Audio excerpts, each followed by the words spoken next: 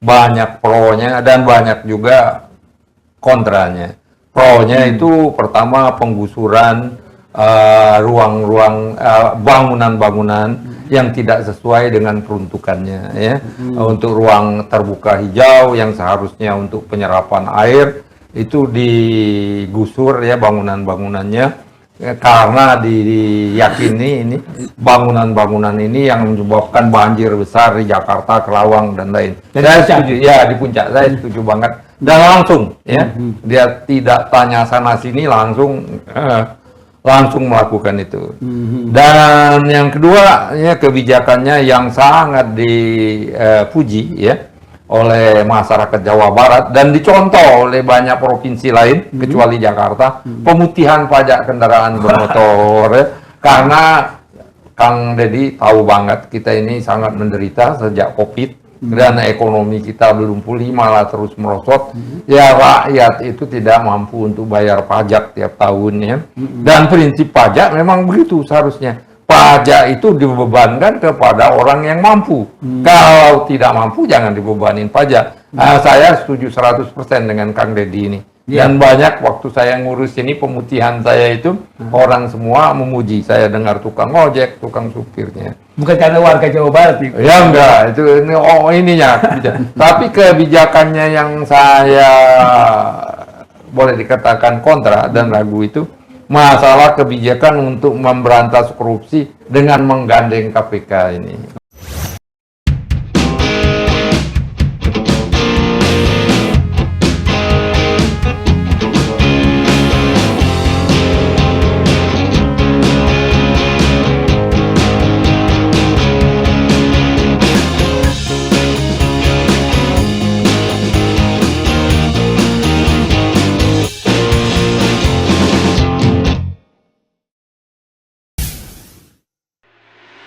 Bismillahirrahmanirrahim. Assalamualaikum warahmatullahi wabarakatuh. Waalaikumsalam. Pemirsa Masumi TV, Ahmad Yani Channel dan Matra 64. Kita jumpa lagi pada siang hari ini untuk bincang-bincang ini tentang tokoh kontroversial mungkin saat-saat ini karena menjadi viral, yaitu KDM, Kang Deddy Mulyadi, Gubernur Jawa Barat. Seperti kita ketahui, banyak program ataupun juga pemikiran dia yang kontroversial, banyak yang pro dan banyak yang kontra, terutama terkait sekarang ini soal misalnya anggaran, kemudian juga KPK yang mau digandeng, kemudian juga soal barak anak-anak nakal, dan juga ada tempo hari soal wisuda dan perpisahan anak-anak sekolah itu dilarang. Ini banyak sekali kontroversinya dan penggusuran dan juga yang kita ketahui kontroversi yang lain ya tentang ada kaitannya dengan agama, yaitu soal syirik gitu ya.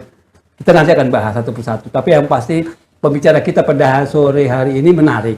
Yang satu Pak Almizan Ulfa adalah Dewan Pakar Partai Masumi dan dulu peneliti di Kementerian Keuangan, pensiunan peneliti senior.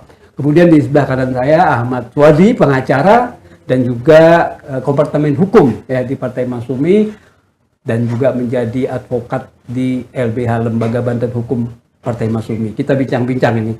Pertama dari Pak Mizan dulu. Kira-kira gimana? Secara umum dulu kita, Pak KDM sih bagaimana sih Pak KDM yang sebagai gubernur konten katanya? Iya. Saya dengan Pak Deddy Mulyadi, Kang Deddy Mulyadi ini banyak pro-nya dan banyak juga kontranya.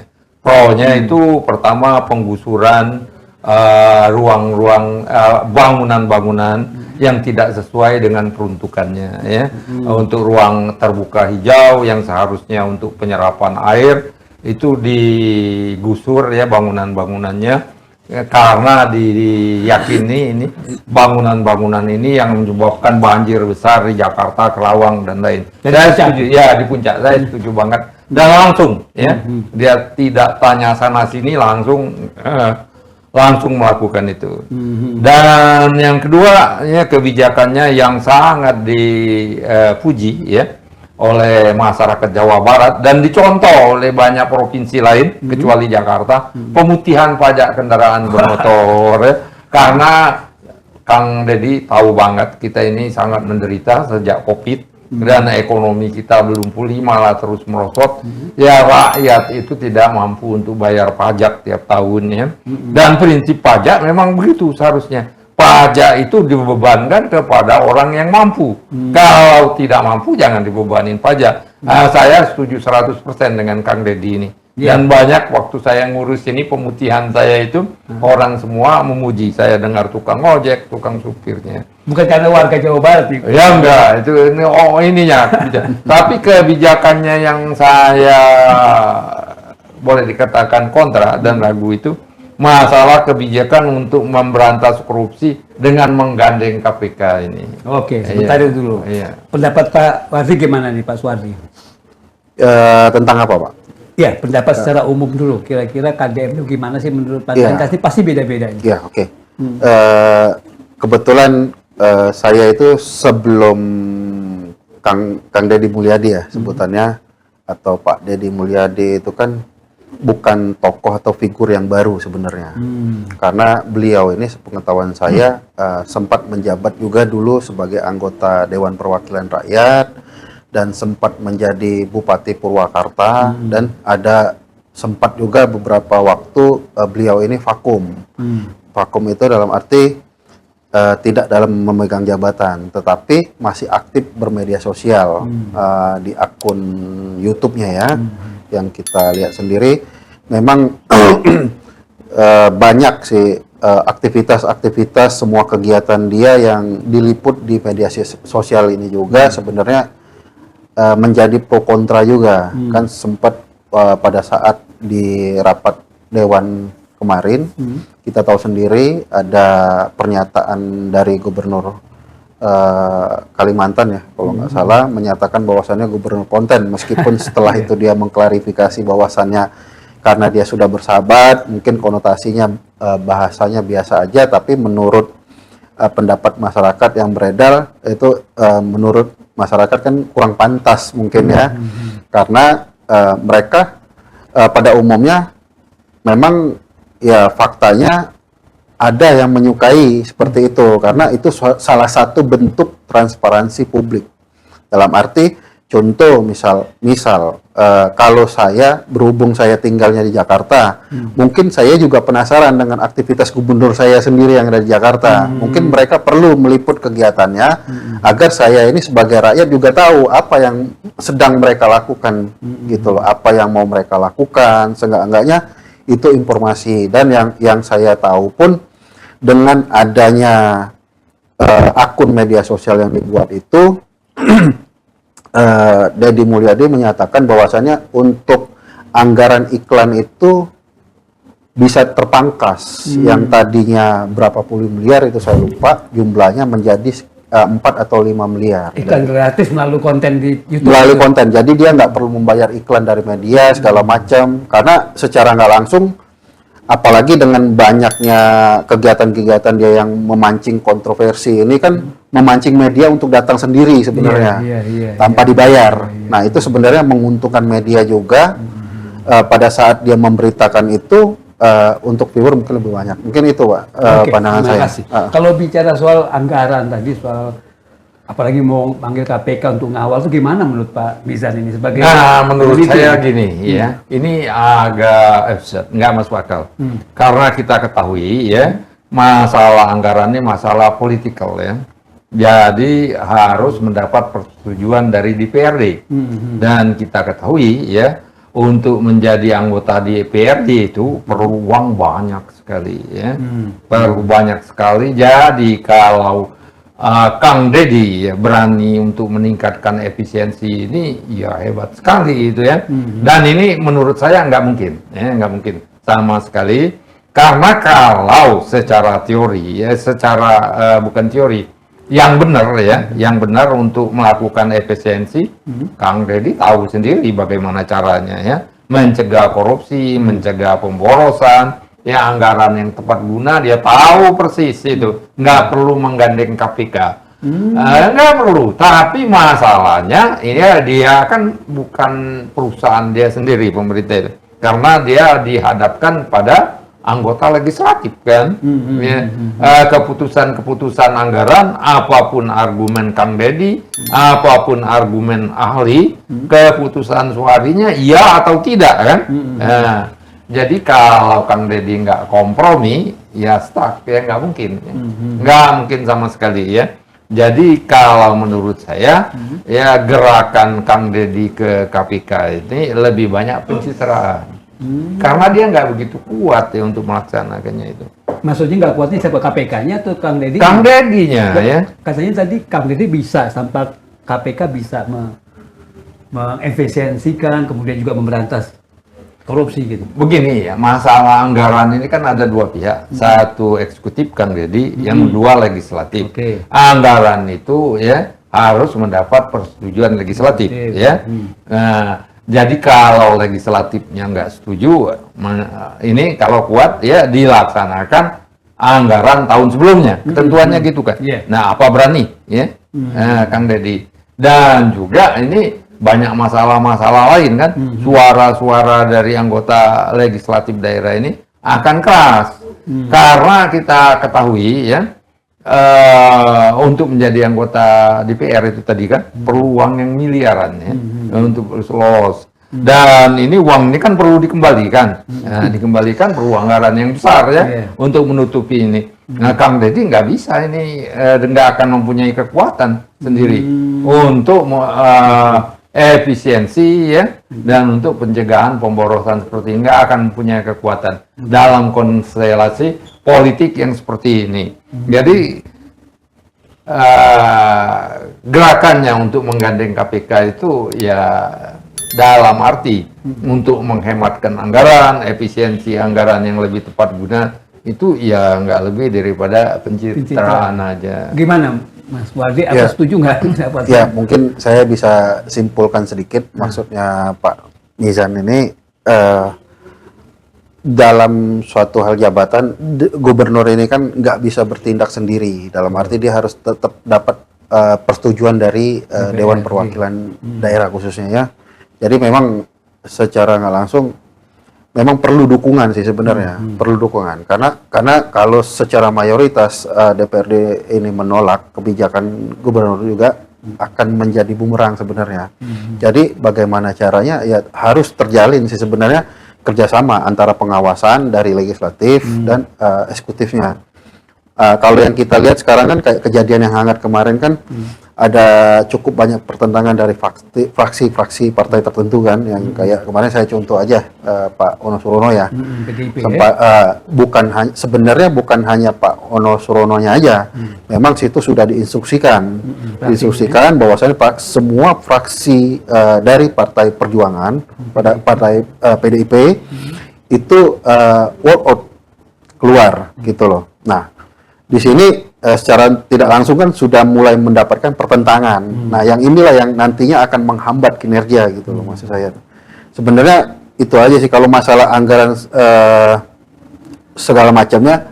Sebenarnya mohon maaf Pak Misan, saya mungkin agak lebih setuju ya kalau Pak Deddy Mulyadi itu menggandeng KPK. Karena setahu saya, sepemahaman saya, mungkin di zamannya dulu semenjak lahirnya KPK saya belum tahu ya. Cuman saya baru tahu nih KPK itu bisa meningkatkan fungsinya selain dalam melakukan investigasi. Di sini kan dia melakukan suatu langkah preventif. Nah, berarti kan ada salah satu fungsinya yang dijalankan lagi gitu loh. Maksud saya mungkin dari pihak Deddy Mulyadi berdasarkan pengalaman dia sebelumnya menjadi anggota dewan, mungkin dia sudah tahu pola-pola yang ada di Indonesia ini seperti apa dan celah-celah yang nantinya mungkin akan dimanfaatkan oleh oknum-oknum ini seperti apa. Makanya disitulah dia mencegah, dalam hal ini dengan menggandeng KPK, ya kan?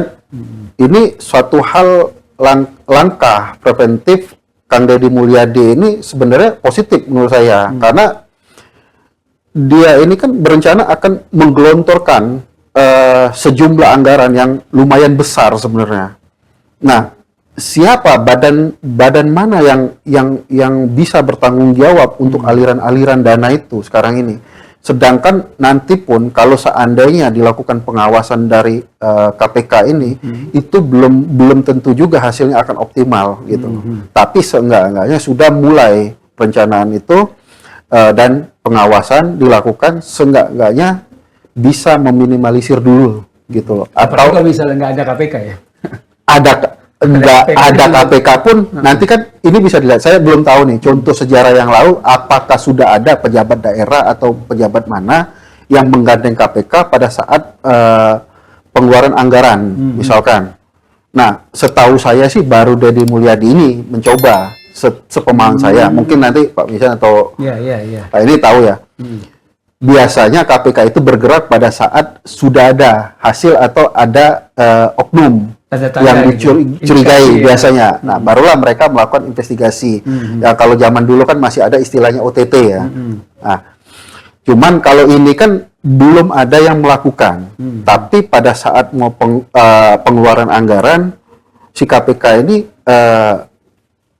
menjalankan kewajibannya untuk mengawasi, gitu loh. Dalam hal berarti kan tujuannya di sini kan mencegah. Dalam arti, nah dengan adanya KPK ini kita lihat nanti apakah dengan masuknya KPK di ranah preventif ini bisa betul-betul mencegah atau sama saja atau malah lebih buruk gitu loh.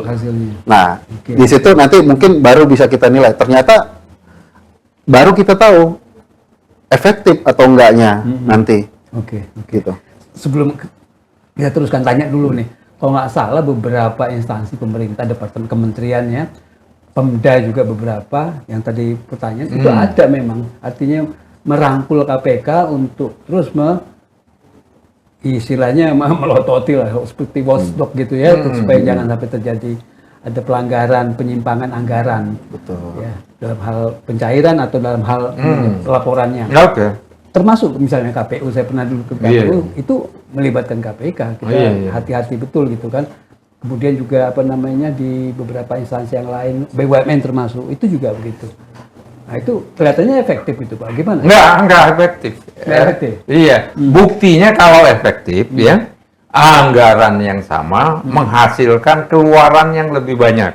Jadi misalnya anggarannya 1 triliun, kalau selama ini hanya sekian kilometer jalan dibangun dengan menggandeng KPK, ya lebih banyak jalan yang dibangun. Ya, kualitas jalan yang lebih baik, gedung lebih banyak dibangun, ya, sekolah lebih banyak yang dibangun, ya, pelayanan masyarakat lebih baik yang dibangun dengan gandeng KPK misalnya. Yang ini tidak ada terbukti, yang rame di awalnya aja gandeng KPK. Dan memang kalau kita lihat ya, secara mendasar itu untuk memberantas korupsi itu ada 3 trilogi ya, itu pencegahan, ya pendidikan dan penindakan. Selama ini ya KPK itu yang ramenya penindakan, dramanya itu aja. Jadi sekarang ya kalau kita mau mengharapkan KPK ya bisa ini, bisa apa namanya mengurangi keinginan untuk korupsi di Jawa Barat itu, ya yang pertama dulu itu alokasi anggarannya itu. Kalau alokasi anggarannya katakanlah untuk jalan raya 10 triliun. 10 triliun ini untuk spesifikasi berapa kilometer, ketebalnya berapa itu kan dari awal itu udah tahu. Nah, dengan adanya KPK ini kan sudah dirubah seharusnya dari awal. Kalau belum dirubah berarti masih seperti semula. Bagaimana cara KPK untuk mencegah terjadi ini? Nah, ini nggak jelas. Pertanyaan itu ya? Iya, nggak jelas sama sekali. Kalau menurut saya nggak mungkin, itu nggak mungkin. Ya. Sorry, kalau misalnya Kang Deddy tiba-tiba, karena sekarang ini kan agak meredup KPK, merangkul Kejaksaan Agung misalnya, gimana menurut Mas Wadi? Ya, untuk sejauh ini kan untuk pengawasan alokasi anggaran, sebenarnya kalau menurut saya sih sudah tepat ya KPK itu sebenarnya. Sudah tepat. Tapi yang dibilangin sama Pak Mizan tadi, mungkin ada beberapa oknum mungkin yang memang tidak bisa optimal lah dalam menjalankan tugas. Cuma nggak bisa disebut dalam suatu instansi secara keseluruhan dalam arti. Nah, tinggal mungkin niat baiknya sudah ada. Nah, tinggal wujud nyatanya aja mungkin. Nah, makanya itu perlu juga, terutamanya masyarakat Jabar dalam hal ini kan sama-sama mengawasi gitu loh. Jadi ini kan betul. Jadi ini bukan ya mungkin yang selama ini juga ormas mungkin dicap sebagai apa makna konotasi negatif, bisa mungkin dilibatkan yang orientasinya ke pengawasan lembaga keuangan segala macam, mungkin bisa ikut mengawasi, membantu pemerintah setempat gitu kan. Ya kembali lagi, karena ini belum ada hasilnya, ya marilah sama-sama masyarakat Jabar semua ikut monitoring, ikut berpartisipasi, terlibat mungkin mengawasi atau segala. Terima kasih Kang Aswardi, Pak Mizan, bisa sekalian. Saya setuju sekali dengan pendapat Pak Aswardi ini bahwa pengawasan masyarakat itu sangat efektif. Ya Pak, sangat efektif. Tapi yang menjadi permasalahan formulasinya gimana? Jangan preman gitu. Bukan soal preman. Pengawasan masyarakat itu ya harus dibuat suatu platform ya, harus dibuat suatu template sehingga masyarakat betul-betul bisa berpartisipasi secara langsung, secara aktif dan berarti, ya meaningful participation. Nah itu harus dibuat, itu harus diformulasikan gimana masyarakat kalau melapor gimana, tindakan laporannya nih gimana, bisa nggak masyarakat melaporkan ini paling penting. Malah kalau di negara-negara maju ini nomor 1 pengawasan publik. Kalau di Australia yang korupsinya sangat kecil itu, dia nggak ada lembaga-lembaga audit itu, nggak ada aturan anggaran yang rumit-rumit itu nggak. Ini ke departemen ini dikasih uang 10 miliar, ya belanjain aja, suka-sukamu. Tapi transparansi, dia bilang, dijelaskan kepada masyarakat uang ini untuk apa aja. Kalau dijelaskan malu kan orang, langsung terlihat. Kalau misalnya untuk perjalanan dinas berapa kan, perlunya berapa. Untuk apa itu jelas masyarakat tahu, dan orang itu sendiri sudah mawas sendiri ya, bahwa yang ini mengawasinya orang banyak. Ya ada platformnya, cara mengawasinya itu ya. Sehingga orang itu takut, dan biaya pengawasan itu sangat mahal. Biaya KPK kan mahal sekali. Kita banyak sekali, biaya polisi mahal sekali, biaya kejaksaan tinggi, inspektorat banyak sekali. Oke. Hasilnya sebentar dulu. Hasilnya kan terus jalan. Saya setuju tuh Pak Mizan. Artinya kalau misalnya KDM mau betul-betul melibatkan masyarakat, tolong diformulasikan dulu bagaimana kan mekanisme. Betul. Iya, setuju. Mungkin itu. Jadi ada alurnya yang benar, tempat pengaduannya, dan benar-benar pengaduan itu ditindaklanjuti gitu. Betul. Dan itu kembali dipublikasi sebenarnya untuk transparansi. Bagus. Jadi terima kasih Pak Mizan, terima kasih Mas Wadid, terima kasih juga pemirsa. KDM ini memang menarik karena di mana-mana ada aja yang pro dan kontra, tapi melejit-lejit gitu ya namanya ya, artinya selalu jadi berita, jadi selalu viral, dan apalagi dia sendiri punya konten YouTube yang mensosialisasikan semua kegiatan di Jawa Barat sekarang sebagai gubernur. Sebelum jadi gubernur kan pribadi itu kemana-mana ngonten terus gitu kan, tapi sekarang jadi gubernur, jadi program-program kerjanya lah yang itu positifnya gitu, walaupun ada sisi negatifnya tentunya. Dan kita berharap sekali Jawa Barat mungkin mudah-mudahan ini, karena saya juga warga Jawa Barat, jadi berkembang dan maju ya dibandingkan periode-periode sebelumnya. Terima kasih Pak Mizan dan terima kasih Pak Eri. Terima kasih juga pemirsa. Billahi taufiq wal hidayah. Wassalamualaikum warahmatullahi wabarakatuh. Waalaikumsalam.